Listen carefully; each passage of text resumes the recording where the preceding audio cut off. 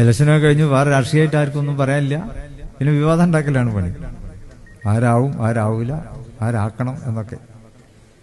അപ്പോൾ ലീഗ് അതിലൊന്നും കക്ഷി ചേരുന്നില്ല എന്നുള്ളത് വളരെ നല്ല നിലക്ക് മീഡിയ ഒക്കെ അഭിപ്രായപ്പെടുന്നു. കാരണം നമുക്കിപ്പോൾ അധികാരം ഉണ്ടായാലും ഇല്ലെങ്കിലും നമുക്ക് ചെയ്യാനുള്ള ഒരുപാട് കാര്യങ്ങളുണ്ട്. നമ്മൾ അതുമായിട്ട് മുന്നോട്ട് പോകും. അധികാരമല്ല ലീഗിനെ വളർത്തുന്നത്. അധികാരം ഇല്ലാത്തപ്പോഴാണ് ലീഗിനെ വളർച്ചയുള്ളത്. കഴിഞ്ഞ 10 വർഷം ലീഗ് അധികാരത്തിലില്ലായിരുന്നു. എന്നാൽ കഴിഞ്ഞ 10 വർഷം ലീഗിന്റെ ഗ്രാഫ് പരിശോധിച്ച് നോക്കുക. അഭൂതപൂർവമായിട്ടുള്ള നേട്ടമാണ് ഇന്ത്യൻ യൂണിയൻ മുസ്ലിം ലീഗിന് കൈവന്നിട്ടുള്ളത്. അത് അധികാരത്തിന്റെ തണലിരുന്നു കൊണ്ടല്ല, അധികാരത്തിന്റെ അപ്പകഷ്ണം തിന്നുകൊണ്ടല്ല നമ്മൾ വളർന്നത്. അതൊരു ഉത്തരവാദിത്തമായി നമ്മൾ ഏറ്റെടുത്തു. അധികാരം ഉണ്ടെങ്കിലും ഇല്ലെങ്കിലും നമുക്ക് ചെയ്യാനുള്ള കാര്യങ്ങൾ നമ്മൾ ചെയ്യും.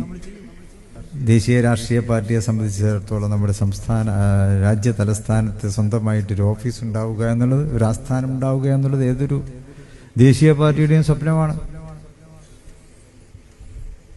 ആ സ്വപ്നവും നമുക്ക് സാക്ഷാത്കരിക്കാൻ കഴിഞ്ഞു. അതിപ്പോൾ അധികാരം ഉണ്ടായിട്ടല്ല. സാധാരണ അങ്ങനത്തെ ഒക്കെ അധികാരം ഉണ്ടാകുമ്പോഴാണ് ചെയ്യാറുള്ളത്. നമുക്കത് പറ്റിയിട്ടില്ല. അധികാരത്തിന് വിട്ടുന്ന സമയത്താണ്. നിങ്ങളെല്ലാവരും ഇതിന് സംഭാവന നൽകിയിട്ടുണ്ട്. ലീഗിന്റെ ഓഫീസുകളുടെ നിർമ്മാണം അങ്ങനെയാണല്ലോ. എൻ്റെ ബാപ്പ പറയാറുണ്ടായിരുന്നു, അന്ന് മലപ്പുറത്ത് മുസ്ലിം ലീഗ് ഓഫീസ് ഉണ്ടാക്കുമ്പോൾ അവിടുത്തെ ഒരു മുതലാളി, അയാളെക്കാളും വലിയ മുതലാളിയായിരുന്നു. ആ മുതലാളി ബാപ്പാനോട് പറഞ്ഞു, നിങ്ങൾ ബുദ്ധിമുട്ടുണ്ടാ, ഞാൻ ഉണ്ടാക്കിത്തരാം. ബാപ്പ പറഞ്ഞു വേണ്ട. നന്ദിപൂർവ്വം നിരസിച്ചു. ശരി, നിങ്ങൾ പറഞ്ഞ ശരിയാണ്. പക്ഷേ ഇതിൽ ഓരോ ഉറപ്പെടുത്തിട്ടാണെങ്കിലും ഓരോ മുസ്ലിം ലീഗ് പ്രവർത്തകനും അതിൽ പങ്കാളികളാകണം.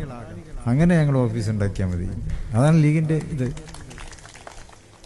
അങ്ങനെ ഓരോ ഉറപ്പെടുത്തിട്ടാണ് മലപ്പുറത്ത് ആദ്യത്തെ ലീഗ് ഓഫീസ് ഉണ്ടാക്കിയത്. രണ്ടാമത്തതും ഇപ്പം നമുക്ക് ഉണ്ടാക്കാൻ പറ്റിയത് 10 ഉറുപ്പ്യായിരുന്നു ഓരോ പ്രവർത്തകനെടുത്ത്.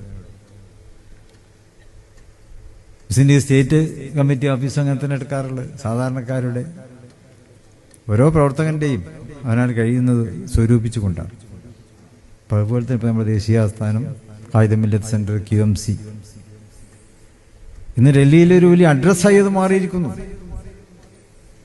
അപ്പൊ ഇങ്ങനെ ജനങ്ങളിൽ നിന്നും പ്രവർത്തകന്മാരിൽ നിന്നും ഫണ്ട് സ്വരൂപിച്ചുകൊണ്ട് നമ്മുടെ ഇതൊക്കെ ഈ ലക്ഷ്യമൊക്കെ നമുക്ക് പൂർത്തീകരിക്കാൻ കഴിഞ്ഞത് അധികാരത്തിൽ ഇല്ലാത്തപ്പോഴാണ്. അത് പറയാനാണ് അതൊക്കെ പറഞ്ഞത്. അധികാരം ഒരിക്കലും ഒരു തണലല്ല. അധികാരം ഒരു ഉത്തരവാദിത്തമാണ്. ഇനി ഇൻഷാ അല്ലാഹ് നമുക്ക് അധികാരം കിട്ടുന്നതാണല്ലോ മീഡിയ ഒക്കെ പറയണത്. അൽഹംദുലില്ലാഹ് കിട്ടട്ടെ.